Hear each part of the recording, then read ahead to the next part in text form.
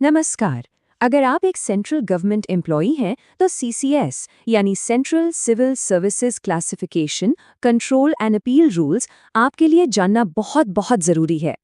हाँ, मानता हूँ ये नियम और इनकी भाषा थोड़ी मुश्किल लग सकती है, पर फिक्र मत कीजिए। आज हम इन नियमों के हर पहलू को बिल्कुल आसान भाषा में समझेंगे, ताकि आप अपने अधिकार और पूरी प्रक्रिया को अच्छी तरह से जान सकें। तो चलिए शुरू करते हैं। तो आज हम क्या क्या जानने वाले हैं? सबसे पहले हम पेनल्टीज और इंक्वायरी की बेसिक बातें करेंगे। फिर हम पूरी डिसिप्लिनरी प्रोसेस को स्टेप बाय स्टेप समझेंगे। इसके बाद कुछ खास हालात या स्पेशल सर्कमस्टेंसेस पर भी नजर डालेंगे और आखिर में जो सबसे जरूरी है, आपके अधिकार और उपायों पर बात करेंगे। इससे आपको एक पूरा क्लियर रोड मैप मिल जाएगा।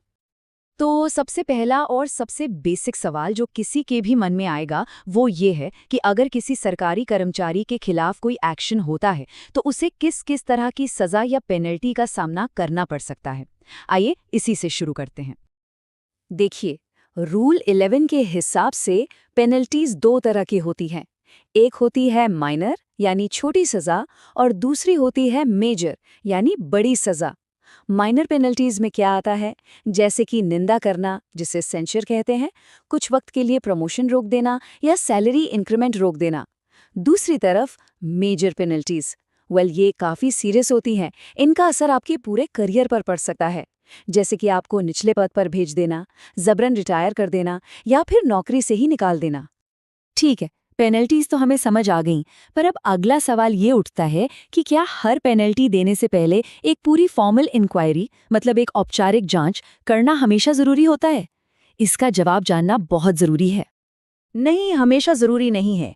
एक फॉर्मल इंक्वायरी तब जरूरी हो जाती है जब कोई मेजर पेनल्टी लगानी हो और कर्मचारी ने अपने ऊपर लगे आरोपों को न माना हो। माइनर पेनल्टी के केस में इंक्वायरी तभी जरूरी है जब आपका इंक्रीमेंट 3 साल से ज्यादा के लिए रोका जा रहा हो या फिर क्यूमुलेटिव इफेक्ट के साथ रोका जा रहा हो। इसका मतलब है कि उसका असर आपकी आगे की सैलरी पर भी पड़ेगा, या फिर अगर पेनल्टी का असर आपके पेंशन पर पड़ रहा हो। और हाँ, एक और सिचुएशन है, अगर डिसिप्लिनरी अथॉरिटी को खुद लगता है कि मामले की तह तक जाना जरूरी है तो भी इंक्वायरी हो सकती है। ओके, तो अब हम पेनल्टीज और इंक्वायरी की बेसिक बातें समझ चुके हैं। तो चलिए अब इस प्रोसेस में थोड़ा और अंदर चलते हैं और देखते हैं कि ये पूरी प्रक्रिया असल में काम कैसे करती है। किसी भी कार्रवाई को शुरू करने का एक फिक्स्ड प्रोसीजर है। सबसे पहले एक केस फाइल बनती है, उसके बाद एक ड्राफ्ट चार्जशीट तैयार होती है। इसमें सारे आरोप, उनके सपोर्ट में सबूत और गवाहों की पूरी लिस्ट होती है। इस ड्राफ्ट को फिर अप्रूवल के लिए डिसिप्लिनरी अथॉरिटी के पास भेजा जाता है और वहां से अप्रूव होने के बाद इसे पहले स्टेज की सलाह के लिए सेंट्रल विजिलेंस कमीशन यानी सीवीसी के पास भी भेजा जाता है। मेजर पेनल्टी का जो प्रोसीजर है वो रूल 14 के तहत होता है और ये काफ़ी डिटेल्ड है।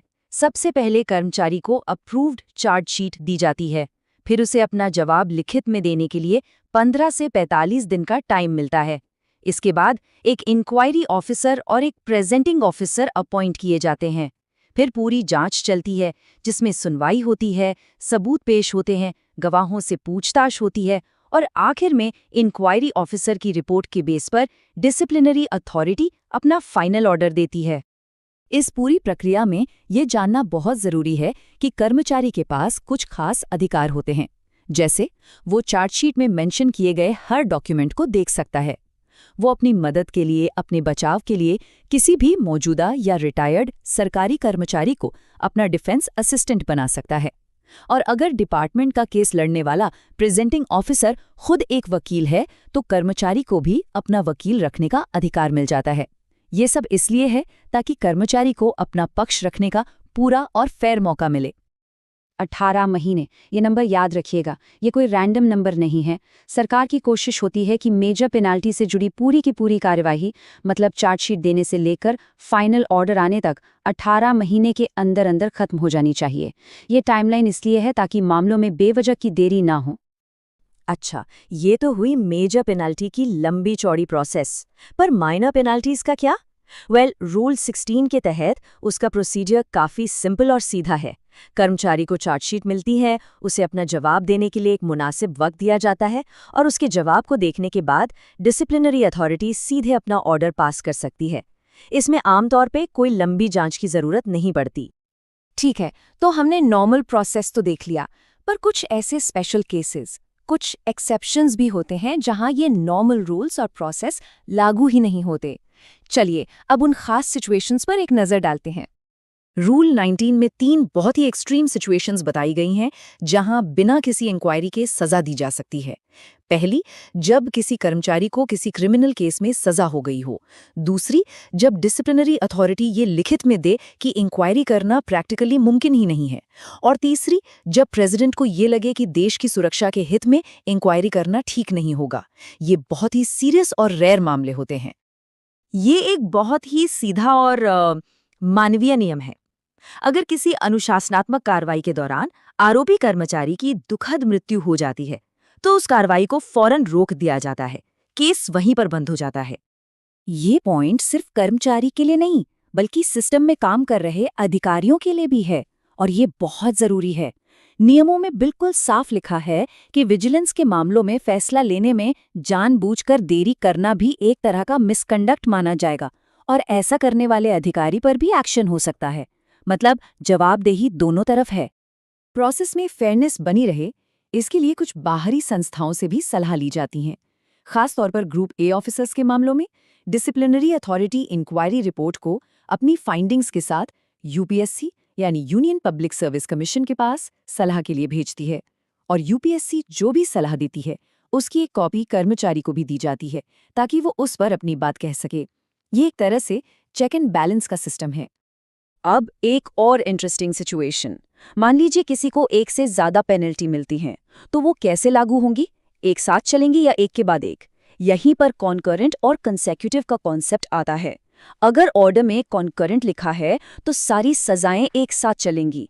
अगर कंसेक्यूटिव लिखा है तो पहले एक खत्म होगी फिर दूसरी शुरू होगी, और अगर कुछ भी नहीं लिखा है तो उसे कॉन्करेंट ही माना जाता है। और अब आते हैं इस पूरी चर्चा के शायद सबसे जरूरी हिस्से पर।